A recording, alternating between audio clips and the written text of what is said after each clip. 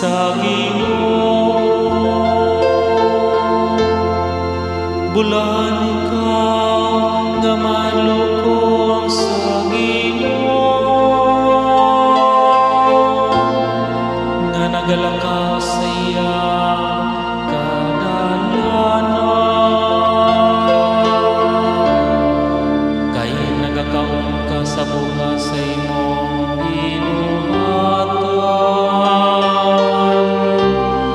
Mabulahan kayo ikaw ug mapanalangina.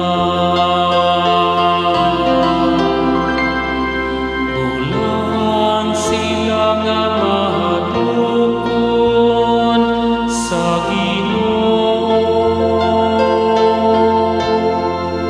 Ang imong asawa may sama sa usa ka mabungahon nga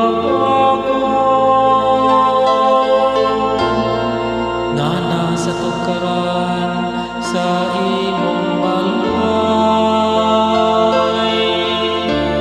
Ang imong mga anak sama sa mga tanom nga